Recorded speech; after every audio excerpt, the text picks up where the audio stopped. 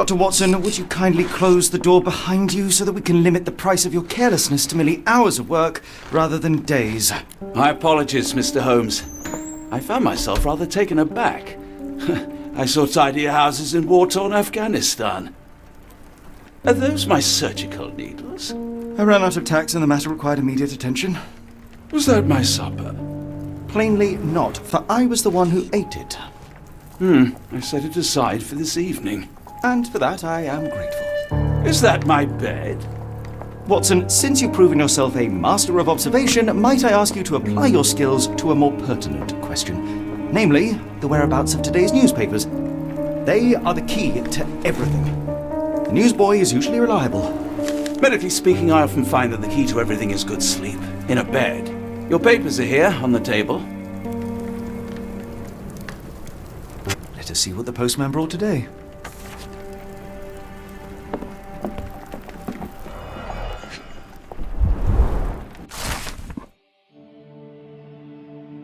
Local gossip, all of it uninteresting.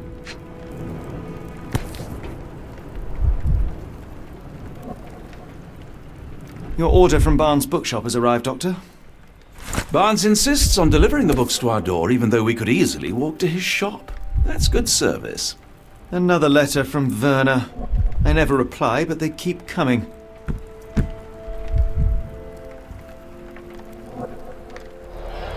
I don't see the Strand. Where is it? Pardon me?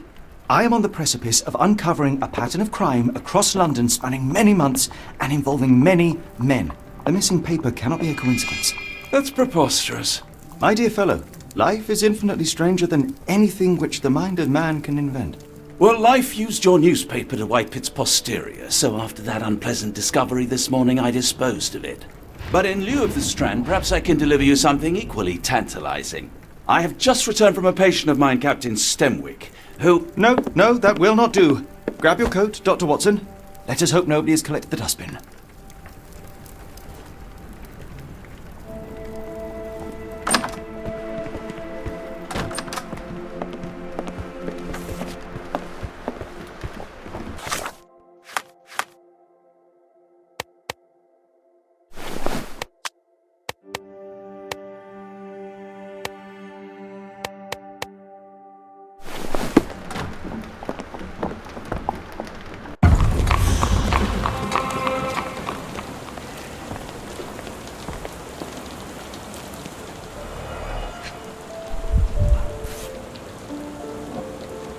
A cactus spine. If it gets in your skin, it's awfully tricky to remove, and when laced with poison, the perfect assassination tool. You were mistaken, Dr. Watson. The paper was indeed dirtied, but not how you implied. It's potting soil. See, Watson? The conspiracy is real. Someone tried to poison me. Poison? You? That's madness. Do you even have enemies that would want to kill you? Okay, perhaps from Cordona. Get the Strand! Get your copy of the Strand here! Sorry, Mr. Holmes. I just sold my last paper. Blast. Then why are you still here? Boss pays by the hour. No sense in returning early. You're a bright child. I presume you see everything that goes on around here? Nothing gets past me, mister. Then tell me, did you notice anyone suspicious at my door this morning? Like the man with your newspaper? Precisely. What do you know? I know the value of a shilling. Dr. Watson. Cool, now I can take the day off. Did you see what he was up to? Nah, not really. I saw him approaching your house, but I had a customer. Then there's a loud bang. I ducked down. Not because I was scared, because I wasn't. I had to protect the merchandise, and all I could see was him kneeling at your door. Can you describe the man you saw? He was carrying a lot of books. Up to his chin they were. Never heard of a well-read assassin. Looks can deceive. Hence the appeal of disguises. Which way did he go? Not sure. I was distracted by customers. Sorry. All right. You earned your shilling. That'll be all.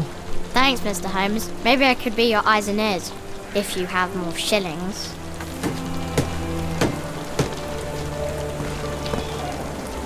Get the Strand! Get your copy of the Strand here!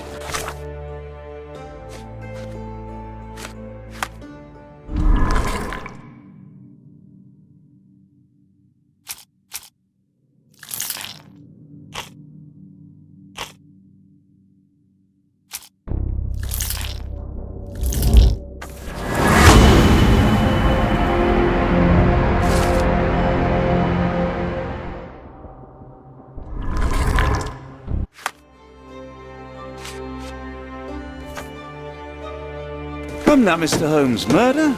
Yes, Barnes has his quirks, but he also has his scruples. Not every pawn knows it's part of the Get game. the Strand. Get your copy of the Strand here.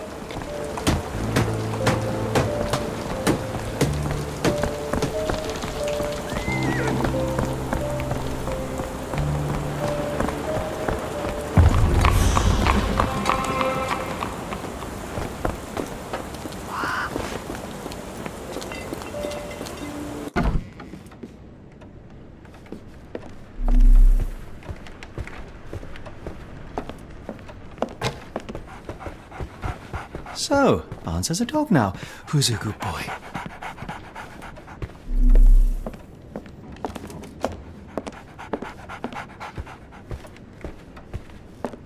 I could hardly imagine anything more macabre.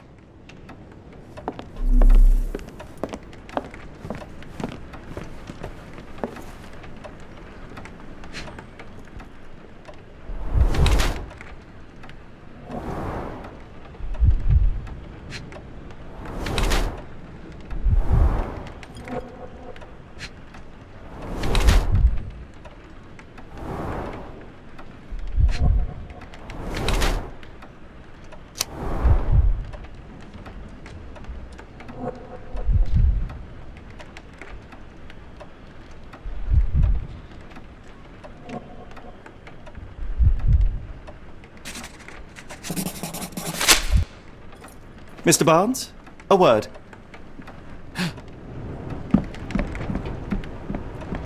Oh, for goodness sake.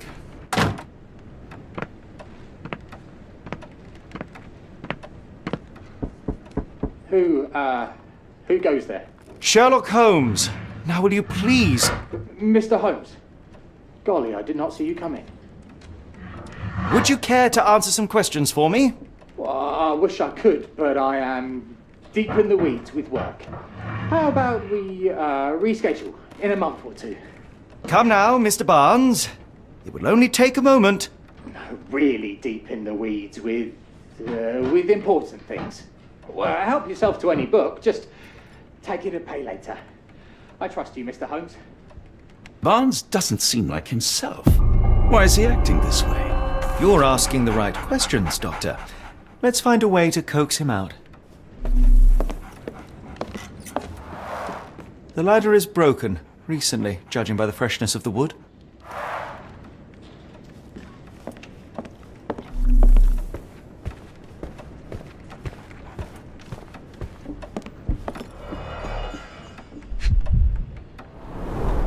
Basics of cryptoanalysis, cryptography in Egypt. It appears Barnes has an interesting hobby.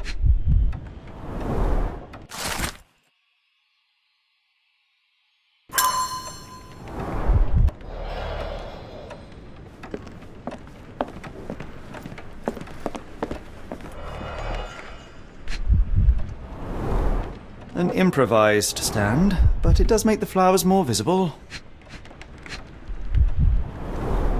In the language of Mycroft's secret agents, it's a sign. Dried flowers are replaced when the job is done. I wonder who the recipient is. The finest view London has to offer.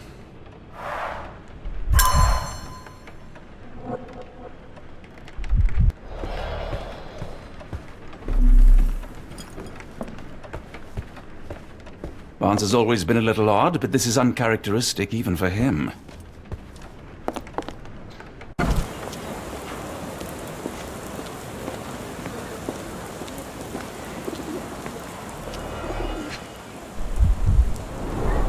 Encouraging people to stop and smell the roses? Our national emblem. God save the Queen. It must take patience and care to produce a bloom so beautiful. I imagine so. I merely sell them. Familiar spine? Is this what I found in my dustbin? The pot is damaged. The blow was severe, but softened by something.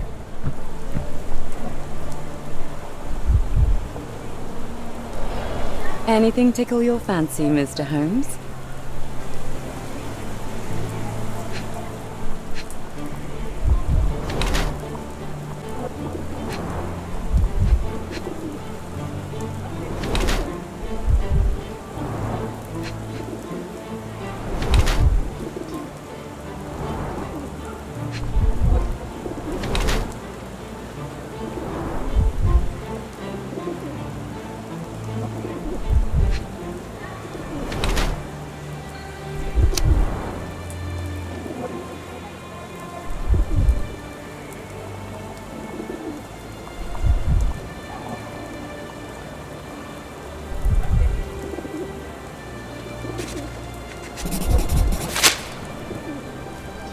Mrs. Fleming, you look particularly lovely today. Is there a reason? Does a woman need a reason to look or feel beautiful? No, but your distant look suggests you seek one man's gaze in particular. Who told you that? Nobody. Merely a keen eye and some simple deduction. Well, I'll kindly ask you to keep your keen eye to yourself, Mr. Holmes.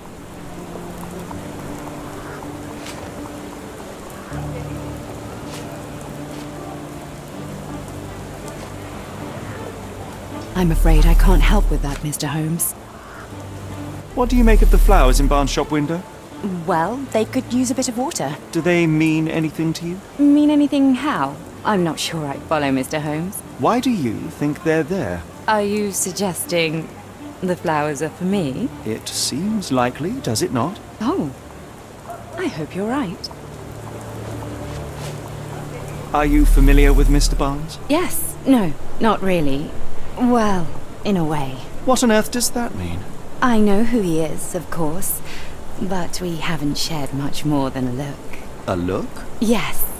Each morning I go for a walk in the park with my dog, and most days I spot Mr. Barnes there with his new puppy, so we see each other. Actually, we once met briefly while our dogs played. He was quiet and seemed unsteady as he approached, but since then, we've never spoken. I often see him staring through the shop window. Sometimes I wonder what he thinks about that would etch such longing onto his face.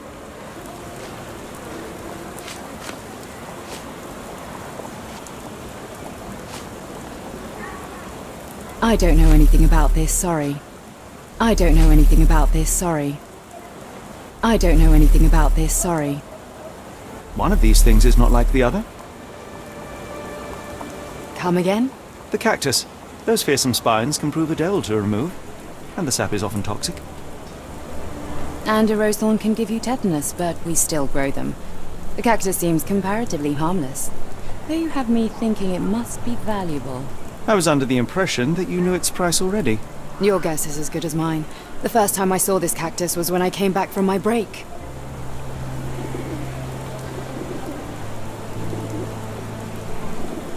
Hello there. What's your name? Lily. I know, not very original.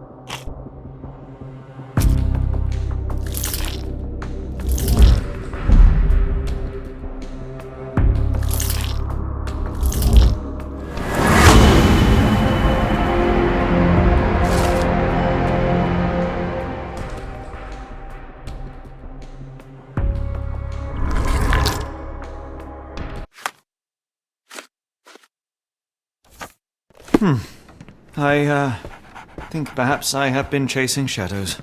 Do not despair, Mr. Holmes. Even the best of us make mistakes. We better tell Mr. Barnes what we've learned. Mr. Barnes, I know what you did, and I know why you did it. I'm sorry, Mr. Holmes. I can't hear you very well from behind the door. I couldn't read this morning's edition of The Strand because it was covered in soil and spines. I know you dropped a cactus on it and then fled. You ordered a cactus from the plant catalogue and then left it for Mrs. Fleming as a gift. You place flowers in the window to get her attention and wear high heels to appear taller and more desirable.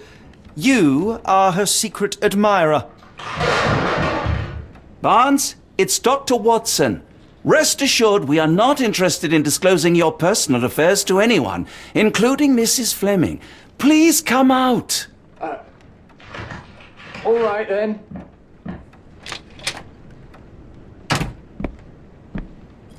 So, you know what happened then? I was on my way back from the post office, having picked up the cactus and some books. It was quite an awkward package, heavy too, and when I got to your door, I dropped the cactus and your paper. Forgive me. I needed that paper to prove a theory and prevent a crime. Your actions were rather disruptive. Your clumsiness carrying the post is matched only by the clumsiness of your romantic gesture. Oh, it's true. I am useless with this sort of thing. I'm not even sure if Mrs. Fleming noticed. As in most things in life, truth is the answer. Cease with the abstruse signals and anonymous gifts, and simply talk to the woman. What is the worst that can happen? She rejects you, and you are freed from this endless purgatory. That... Yes, you are correct, of course. I do have a slight tendency to overthink things. Thank you. So at last, we return to the matter of the paper. I'm investigating a string of burglaries. Did you perhaps read of any before the edition was spoiled? I don't recall, but you're welcome to read our copy for yourself. You had an issue of The Strand here all along? Well, naturally. I am a bookseller. I have a subscription to every magazine and newspaper in London. So you ought to be familiar with the concept of burying the lead. Oh no, my apologies, Mr. Holmes. I'll make it up to you however I can. I am an expert on obscure languages and translation and. Yes, okay. Just give me the paper.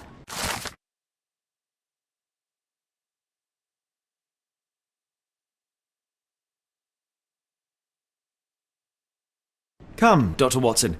Let us put this matter behind us.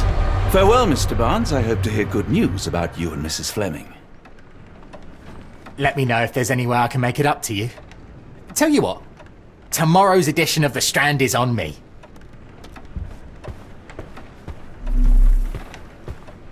I'm sure Barnes has had enough of our meddling, Mr. Holmes. We best be off. Well, that was an utter waste of time. An assassination did seem rather unlikely. There was supposed to be another burglary. I was certain of it. Something you wish to say, Doctor? No. Well, only that you have a remarkable faculty for deduction and pattern recognition, and that perhaps, if ill applied... I see things that are not there. Yes. It is London. There will always be burglaries. Doesn't have to mean anything. So it seems. Forgive me. Without something to occupy my mind, I turn into an entirely different animal. Which brings us back to my news from earlier. I think I have a case for you, a real one. Truly? Indeed. Though perhaps not as thrilling as your stories from Cordona. A patient of mine, Captain Stenwick, told me that his servant disappeared. I said I knew just the man to help. What do you say? Oh, Watson. Yes, I know it's not the most tantalizing mystery, nor the story to launch my writing career. But... It's brilliant. Let's go. Oh, good. Well, his house is nearby. Come.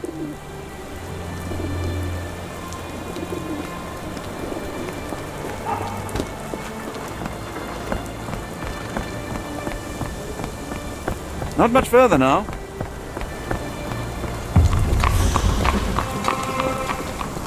Is this lousy attitude of yours because of my altercation with Inspector Lockhart? Did he put you up to this? Sir, the inspector has nothing to do with it. I'm telling you the same thing I tell anyone seeking a missing person. Good day, gentlemen. Forgive the intrusion. Captain Stenwick, this is my colleague Sherlock Holmes, the consulting detective I told you about. At last, a professional. This useless officer refuses to do anything about Kimmy here, my missing servant. What was your name again? I shall be certain to inform your superiors. Sergeant Ruffles. It's my superiors who made this decision, sir. Why has the police department decided not to help? We investigate murders, thefts, fraud, arson, real crimes. A servant walking away from his master is not our highest priority. That said, if we find Kimahia breaking the law, we'll be sure to notify Captain Stenwick. Have there been other disappearances lately?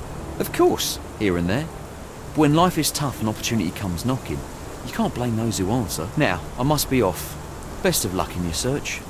You heard that, didn't you? The way that man spoke to me. I shall need your written testimony. Then we can lodge a complaint.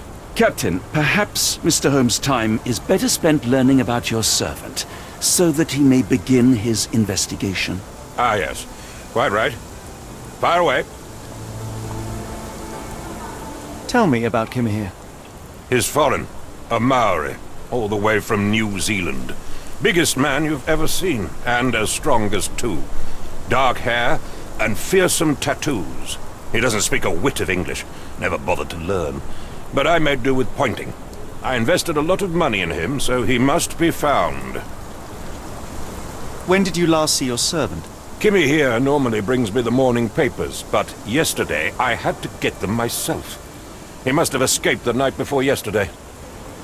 May I see your servant's bedroom? His shack is in the garden. You can't miss it. Did you search the room? Of course, but only to check he wasn't lying dead inside. Everything seemed normal at a glance. I take it this is the first time Kimahir has vanished? Undoubtedly. The man seemed terrified of the city.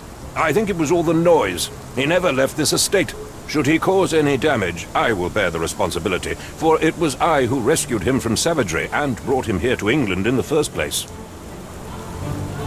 Is there any reason Kimahir may have left? I should think not. He had all he could have wanted. Gainful employment, new clothes, and all the cabbage he could eat. Did Kimahir make off with anything of value? Heavens, no. I would have mentioned it to Sergeant Ruffles. Still, he must have fled with some money on his person. No. I kept his wages in my safe. For security. All right, Captain. I think I have enough to get started. We shall first take a look around the mansion. Go ahead. I'll be here, mentally drafting my complaint.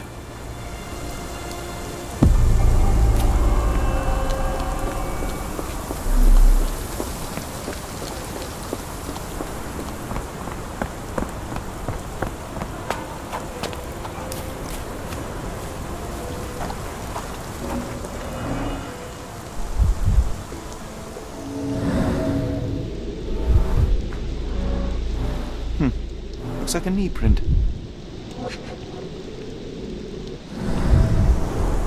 Chewing tobacco. A shoe print, roughly size 11, with a worn-out sole. These are a workman's boots. Someone knelt here. The amount of chewing tobacco suggests they were waiting a while. Amazing, Mr. Holmes, to read the ground like an open book.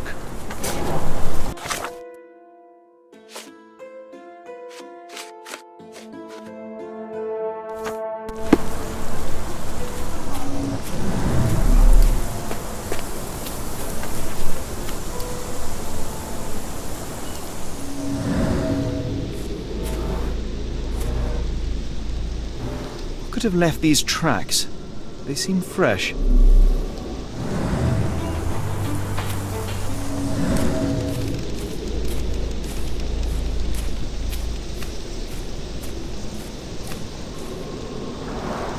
This lock is quite unusual.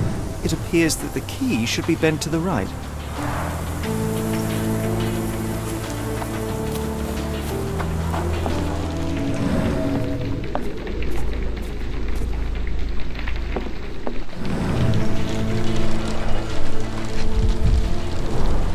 Impressive. The sack of grain retained the shape of an impact.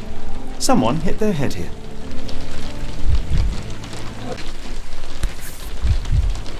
A small navy spyglass.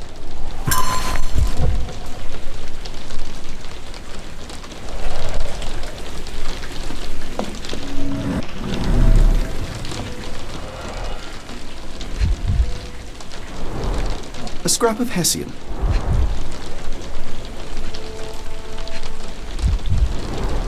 These were sturdy boxes. It would have required a serious blow to break them.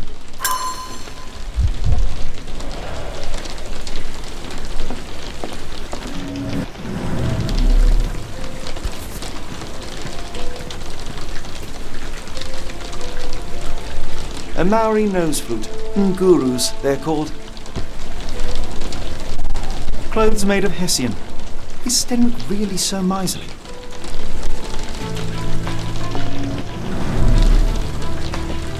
No air coming through it. No air coming through it. Button chops. The remains of a meal.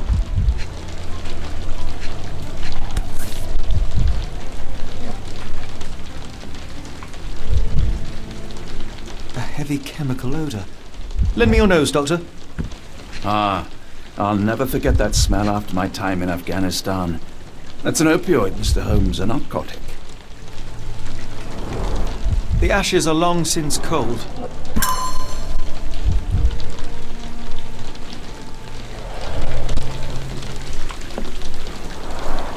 Is this a Tanifar, a Maori water spirit, or something else?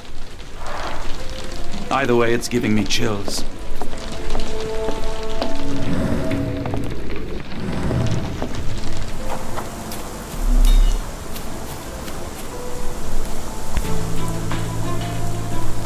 The rag reeks of smoke. Someone plugged the chimney. Stenwick makes his servant live in a tool shed. You think you know someone.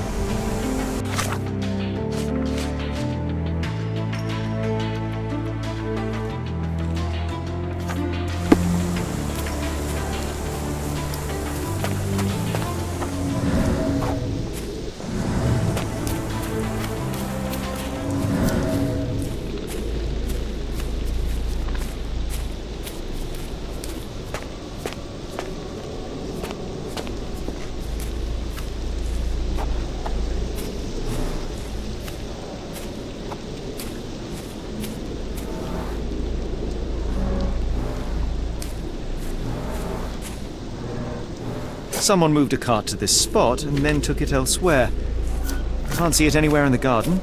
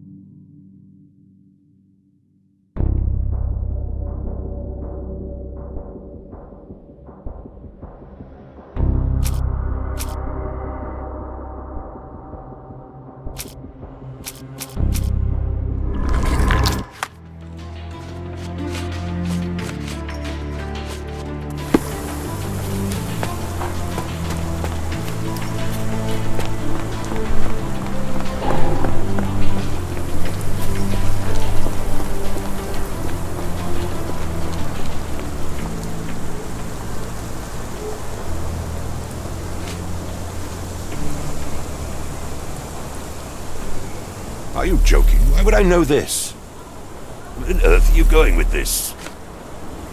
Is this spyglass familiar? I don't recognize it. Could it be Kimahir's, perhaps? I doubt it. I never saw him with it, nor could I suggest how he might have come by it.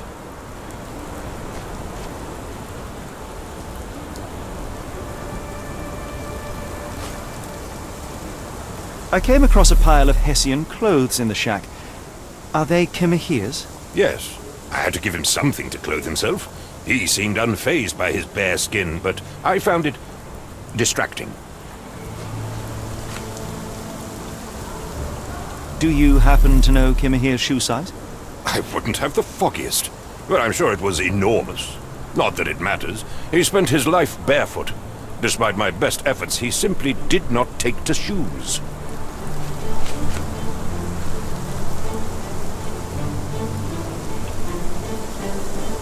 Where on earth are you going with this?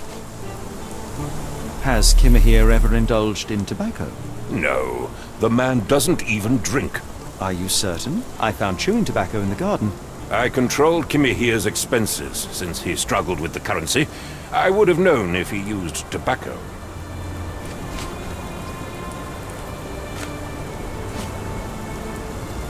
Are you joking? Why would I know this?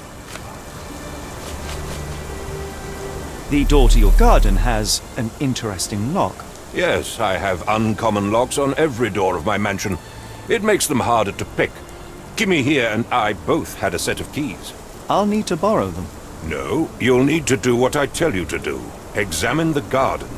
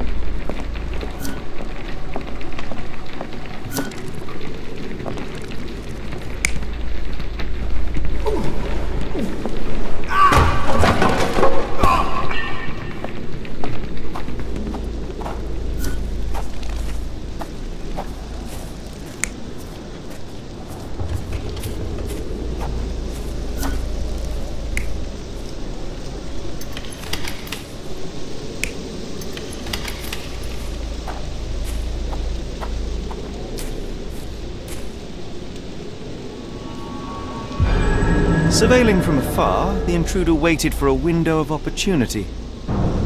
When Kimahir went to sleep, the man crept up to the shack and slipped narcotics down the chimney pipe, then blocked it with a cloth. Kimahir inhaled the sedative and fell into a deep sleep. The intruder tried to move him, but the man was heavier than expected. The intruder fell on the sack and dropped his spyglass. In order to transport the servant, he had to use the cart. The final challenge was opening the garden door. Luckily for our intruder, Kimahir had the key in his shack. Remarkable. It makes total sense.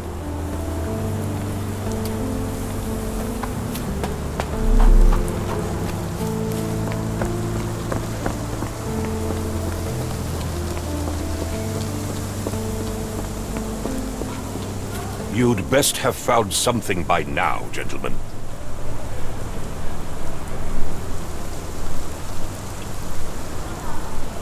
I fear that someone may have spied upon Kimahir, likely the owner of the spyglass I found earlier. It appears they were watching for some time, as there was an impressive amount of chewing tobacco on the ground. And your point? You said that you checked the shack earlier. Did you notice the cart tracks near it? Now, one ought to expect a servant to make regular use of such a thing. Indeed, I would have overlooked the detail were it not for the cart's absence. If, as you say, Kimahir never leaves your estate, then where did it go? I expect answers from you, Mr. Holmes, not questions. I found the residue of narcotics in Kimahir's brazier. There are several explanations, perhaps your servant's recreational interest, or an attempt at poisoning. Cut to the chase, Mr. Holmes. I won't keep you in suspense any longer, Captain. Kimmy here was abducted by the owner of the spyglass. When your servant fell asleep, he slipped a narcotic into Kimmy here's brazier to make him sleep even more soundly. In order to carry a man as large as Kimmy here, the intruder stole the cart and rolled him right out of your garden. Now, hold on. All this simply to tell me what I already know? Why haven't you found him yet? I only arrived a moment ago. It is, frankly, incredible that I have already deduced so much. Every second you dawdle here, waiting for me to stroke your ego, is another second wasted. I'm not interested in the how, the why, or the who. I am only interested in recovering my investment. Spare me the claptrap, boy, and go and fetch my servant.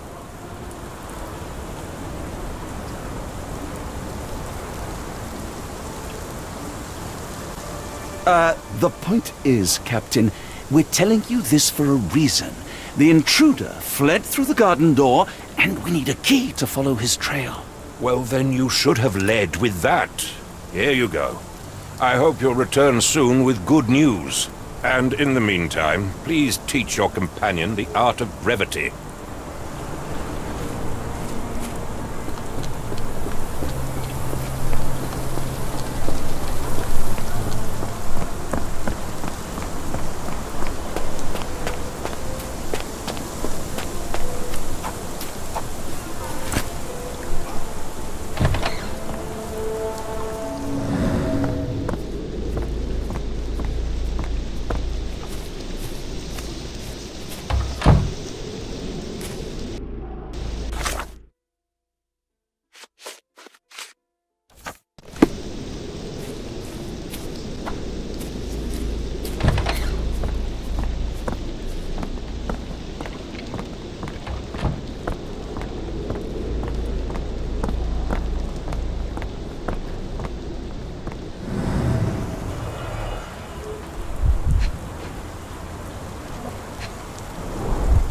Sturdy rope, professionally tied in a Portuguese bowline. This knot is often used by sailors to create a bosun's chair. Wheels picked up grass along the way. Kimmy here's cart, I gather.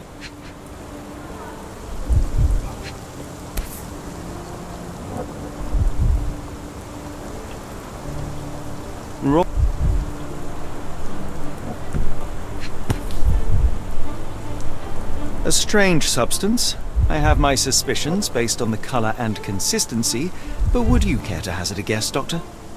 Well, it's odorless, but from the way it absorbs water, I'd say saltpeter. Then we're in agreement. Well done.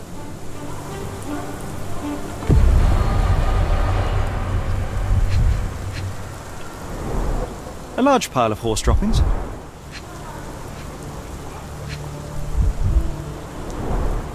Many cigarette butts. Someone stood here for hours. There was a cab waiting here. Our abductor slipped in and then off into the night.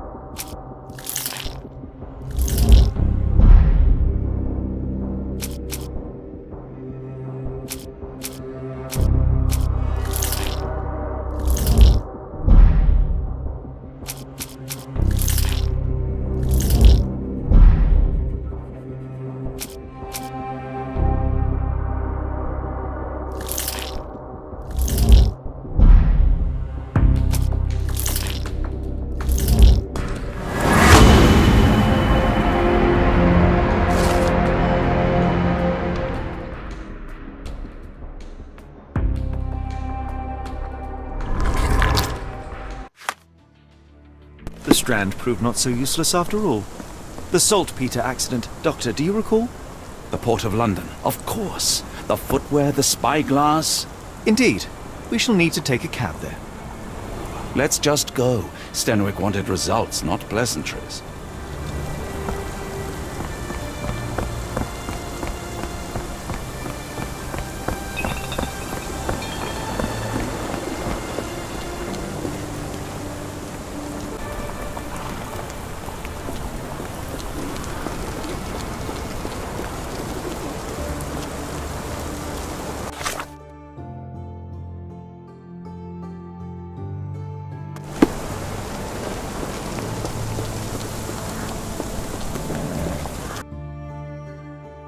Where to, Gav? The Port of London, please.